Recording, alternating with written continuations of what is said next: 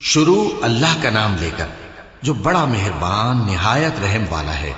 اور کتاب یعنی قرآن میں مریم کا بھی تذکرہ کرو جب وہ اپنے لوگوں سے الگ ہو کر مکان کے مشرقی حصے میں چلی گئیں، پھر انہوں نے ان کی طرف سے پردہ کر لیا تو ہم نے ان کی طرف اپنا فرشتہ بھیجا، سو وہ ان کے سامنے ایک خوبصورت مرد کی صورت میں آیا۔ مریم بولی کہ اگر تم پرہیزگار ہو تو میں تم سے بچنے کے لیے رحمان کی پناہ لیتی ہوں۔ فرشتے نے کہا کہ میں تو تمہارے پروردگار کا بھیجا ہوا یعنی فرشتہ ہوں، اور اس لیے آیا ہوں کہ تمہیں پاکیزہ لڑکا بخشوں۔ مریم نے کہا کہ میرے ہاں لڑکا کیوں کر ہوگا جبکہ مجھے کسی مرد نے بطور شوہر چھوا تک نہیں اور میں بدکار بھی نہیں ہوں۔ فرشتے نے کہا کہ یوں ہی ہوگا، تمہارے پروردگار نے فرمایا کہ یہ مجھے آسان ہے اور میں اسے اسی طریق پر پیدا کروں گا تاکہ اس کو ہم لوگوں کے لیے اپنی طرف سے نشانی اور ذریعہ رحمت بنائیں، اور یہ کام مقرر ہو چکا ہے۔ چنانچہ وہ اس بچے کے ساتھ حاملہ ہو گئیں اور اسے لے کر ایک دور جگہ چلی گئیں۔ پھر درد ذہ ان کو کھجور کے تنے کی طرف لے آیا، کہنے لگی کہ کاش میں اس سے پہلے مر چکتی اور بھولی بسری ہو گئی ہوتی۔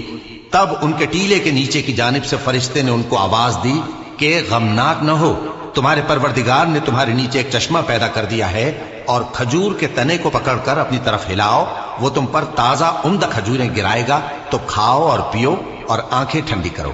اگر تم کسی آدمی کو دیکھو تو کہنا کہ میں نے اللہ کے لیے روزے کی منت مانی، تو آج میں کسی آدمی سے ہرگز کلام نہیں کروں گی۔ پھر وہ اس بچے کو اٹھا کر اپنی برادری والوں کے پاس لے آئیں۔ وہ کہنے لگے کہ مریم یہ تو نے برا کام کیا۔ اے ہارون کی بہن، نہ تو تیرا باپ ہی برا آدمی تھا اور نہ تیری ماں ہی بدکار تھی۔ تو مریم نے اس بچے کی طرف اشارہ کیا۔